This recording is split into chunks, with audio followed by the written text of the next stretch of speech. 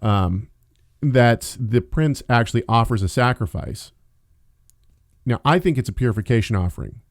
Okay, when he offers the sacrifice for him and the people, I think it's a purification sacrifice. If the Messiah is going to do that, if the prince is going to do that in Ezekiel, then why wouldn't we expect that it would also apply to us? So, yes, I think that yes, that is. Now, I am personally of the opinion that it does not offend the sacrifice of Christ. In fact, it glorifies the sacrifice of Christ to participate in the sacrificial system. And I believe this not only for the millennium, but I believe it also is what the apostles believed. Why? Well, we see within the apostolic scriptures, within especially, and we can focus in on this again, but especially within like Acts 21, James sends Paul to the temple to prove that he is not against the temple and against the law and circumcision. He goes and is part of the sacrificial system. Why didn't Paul say, no, that offends the sacrifice that Christ made?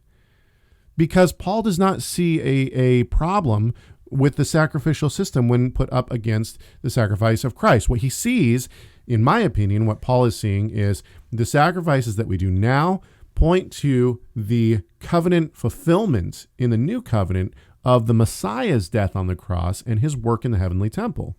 It doesn't push against it. It glorifies it, because we know that the sacrifices done here on earth are just a picture of that true sacrifice.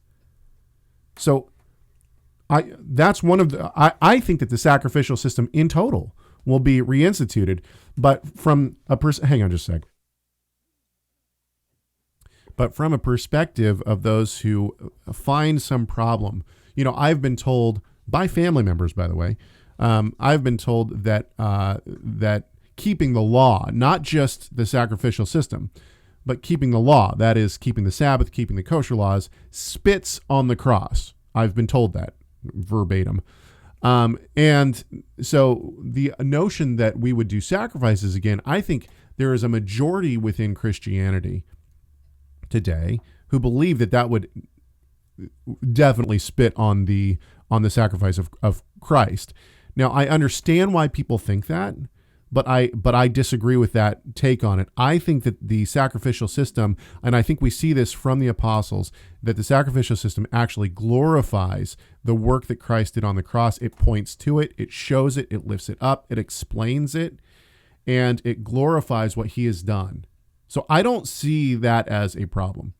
I want to stop and let Rob jump in. Do you have anything to say about that?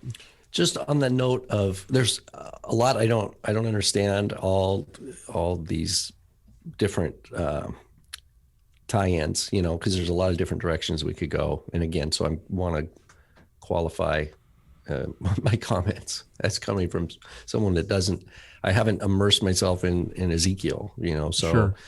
But in terms of this purification versus sin offering, there is a justification in the Hebrew for it. In terms of, because of the verb can be rendered, it can mean to sin in the what we call the call form, right? But in the PL stem, it means to cleanse from sin. And so even though it's the same root, chet, tet, aleph, that it can have different meanings. And so that noun, chatat, can be taken to be understood in terms of purification, but purification from sin seems to be what is implied, because it is from that same root. But I think anyway, the video froze for some people, and so they had to refresh, and so they've missed like the last minute, and so now they come back, and all of a sudden you're talking once again about the thing that we started with, which is fun. Okay. Well, okay, so hang on just a sec. Somebody said, "Can you restate what you said about the sacrifices again in the temple?" I'm just going to summarize this. My point is that the apostles didn't think that it offended the cross to go and sacrifice. And I personally, although the majority of Christendom says that it would spit on the grave or on the cross of Christ to do sacrifices again, I personally don't find that. What I think is that it glorifies It points to and it glorifies the actual work that was done on the cross because it explains it and it shows us the need for the death of Christ. So I actually think that the sacrificial system glorifies the cross. It doesn't diminish the cross. Thank you so much for watching this video. Tell us your thoughts on this subject by leaving a comment in the comment section. Make sure you like, share, subscribe, and enable those notifications. And we'll see you in the next video.